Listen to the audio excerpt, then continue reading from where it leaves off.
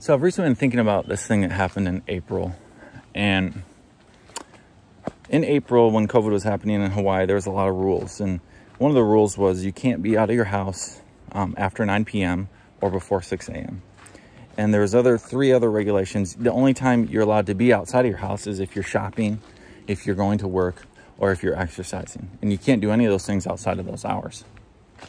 Well, we had these friends that were pregnant and at the time, and they're Christians, and we wanted to hang out. We hadn't seen them in a while. And we're like, hey, we should hang out. We should talk, catch up, have fellowship.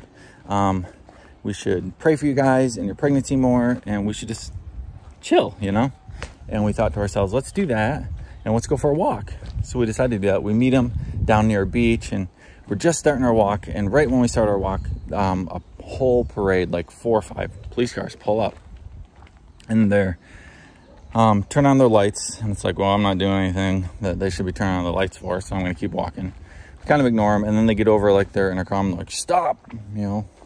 So we all stop because they're trying to scare us or intimidate us, you know. At least that's the way I view it. And we turn around, and they get out of their car, you know, their chests all puffed out and everything, and they ask us a very pointed question. And I'm sure everyone knows what it is. What are you doing? The assumption is that we were doing something wrong, or they were trying to get us in trouble. And before, I don't remember who answered, but someone answered so quickly, and they said, we're just going for a walk. We're just exercising. They answered with the answer that the police officers wanted to hear, right?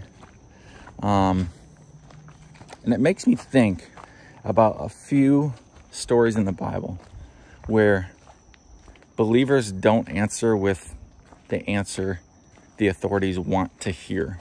And the first thing I think of is when Peter and John were preaching, and they were told they couldn't preach anymore. And when they're asked, what are you doing? You can't do this.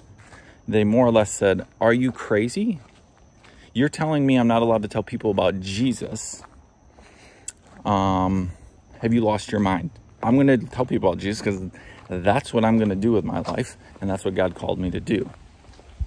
They don't respond with, okay, don't worry about it, we won't do it anymore. Or they don't say, oh, we weren't telling people about Jesus. I was just giving people a history lesson. You know, they don't find this loophole in the system to justify themselves and not get in trouble. Peter just says it how it is, right? Or like when Daniel was told that he can't pray. Does Daniel go home and just think, okay, well, I can still pray. Let's pray quietly by myself in places that no one can see me, because no one actually will catch me, and I still can pray. And I'll just keep my windows and doors closed, and I'll pray underneath my breath. No, he didn't do what the authorities would want him to do. I think he did what the authorities needed to see him do. And he went home, and he flung open all of his doors and windows, and he prayed right in front of them so everyone could see what he was doing. And my question is why, what are we missing today? What are we missing? Because I don't have a lot of friends that I think did this. When we were told, hey, you can't gather with other people, we just didn't gather with other people. Or when we were told when we were down at the beach, hey, you better be exercising. And I question, how often do we tell people what they want to hear rather than what they need to hear?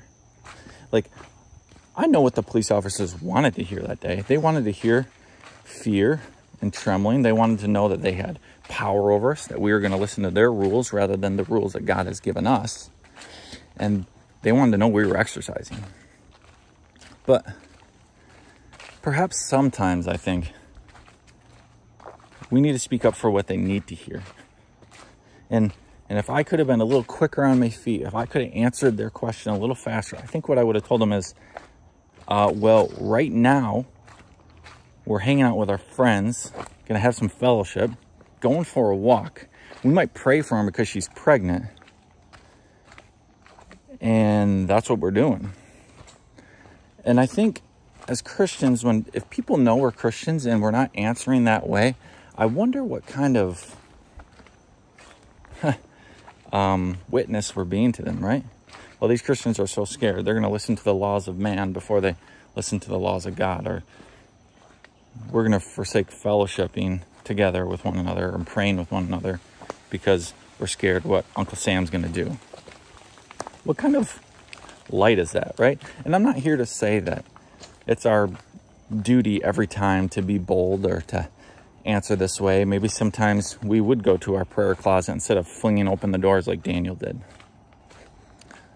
But I wonder what would happen if we were a little more bold. I wonder what people would think of us.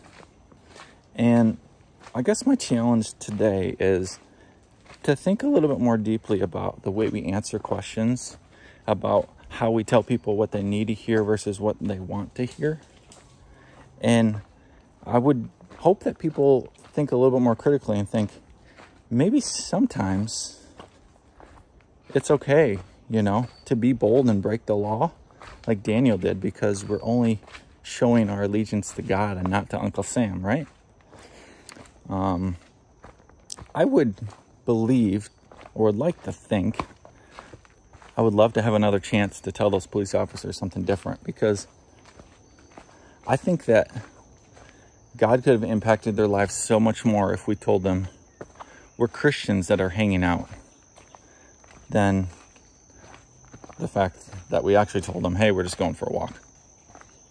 So be encouraged and have that courage to speak what people need to hear rather than what people want to hear.